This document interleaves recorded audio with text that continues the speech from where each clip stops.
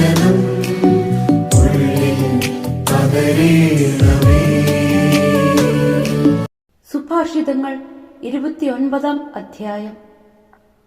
കൂടെ കൂടെ ഗുണദോഷിക്കപ്പെട്ടിട്ടും മർക്കടമുഷ്ടി പിടിക്കുന്നവൻ രക്ഷപ്പെടാനാവാത്ത തകർച്ചയിൽ പെട്ടെന്ന് പതിക്കും.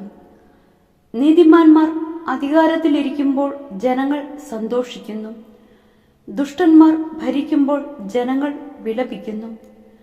ജ്ഞാനത്തെ സ്നേഹിക്കുന്നവൻ പിതാവിനെ സന്തോഷിപ്പിക്കുന്നു. വേശ്യകളോട് സഹവസിക്കുന്നവൻ സമ്പത്ത് ധൂർത്തടിക്കുന്നു. നീതിയിലൂടെ രാജാവ് നാടിന് ക്ഷേമം വരുത്തുന്നു. നിർബന്ധിച്ച് നികുതി ഈടാക്കുന്നവൻ നാട് നശിപ്പിക്കുന്നു. അയൽക്കാരനോട് മുഖസ്തുതി പറയുന്നവൻ അവന്റെ കാലിന് കെണിവെക്കുകയാണ്. ദുഷ്ടന്റെ അതിക്രമങ്ങൾ അവനെ കുരുക്കിലാക്കുന്നു. നീതിമാൻ സന്തോഷത്തോടെ മുന്നേറുന്നു. നീതിമാൻ ദരിദ്രരുടെ അവകാശങ്ങൾ അംഗീകരിക്കുന്നു. ദുഷ്ടന് അതിലൊന്നും ശ്രദ്ധയില്ല. പരിഹാസകൻ നഗരത്തിന് തീ വയ്ക്കുന്നു. ജ്ഞാനികൾ ക്രോധം അകറ്റിക്കളയുന്നു. ജ്ഞാനി ഭോഷനുമായി വ്യവഹാരത്തിലേർപ്പെട്ടാൽ ഭോഷൻ കലിതുള്ളുകയും അട്ടഹസിക്കുകയും ചെയ്യുമെന്നല്ലാതെ സമാധാനം ലഭിക്കുകയില്ല. രക്തദാഹികൾ നിർദോഷനെ വെറുക്കുന്നു. ദുഷ്ടൻ അവന്റെ ജീവൻ വേട്ടയാടുന്നു. ഭോഷൻ കോപത്തെ കടിഞ്ഞാൻ അയച്ചുവിടുന്നു. ജ്ഞാനി അതിനെ ക്ഷമയോടെ നിയന്ത്രിക്കുന്നു.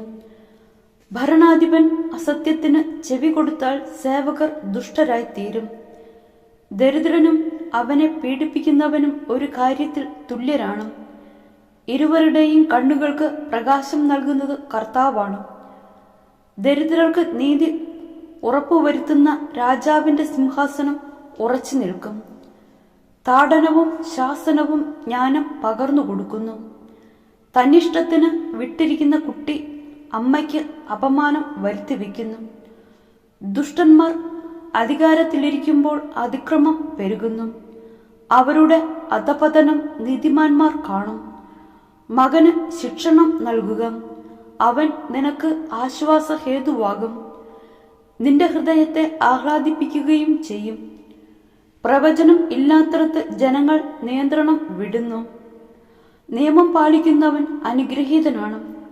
വാക്കുകൊണ്ട് മാത്രം വൃത്യനെ നന്നാക്കാനാവില്ല. അവൻ മനസ്സിലാക്കിയാൽ തന്നെയും അനുസരിക്കുകയുമില്ല. വാ തോരാതെ സംസാരിക്കുന്നവനെ നോക്കൂ. ഭോഷന് അവനേക്കാൾ ഏറെ പ്രതീക്ഷയ്ക്ക് വകയുണ്ട്.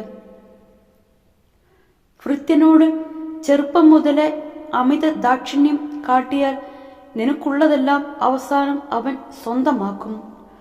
രോഷാകുലൻ കലഹം ഇളക്കിവിടുന്നു. കോപശീലൻ അതിക്രമങ്ങൾ വരുത്തിവെക്കുന്നു. അഹങ്കാരി നിലംപതിക്കും. വിനീത ഹൃദയൻ ബഹുമതി നേടും. കള്ളന്റെ പങ്കാളി തന്നെ ശത്രുവാണ്. അവൻ സത്യം ചെയ്യുന്നുവെങ്കിലും ഒന്നും വെളിപ്പെടുത്തുന്നില്ല. മനുഷ്യനെ ഭയപ്പെടുന്നതും ഒരു കെണിയാണ്. കർത്താവിൽ വിശ്വാസം അർപ്പിക്കുന്നവൻ സുരക്ഷിതനത്രേ. ഭരണാധിപന്റെ പ്രീതി നേടാൻ പോലും ശ്രമിക്കുന്നു. എന്നാൽ നീതി ലഭിക്കുന്നതും കർത്താവിൽ നിന്നാണ്.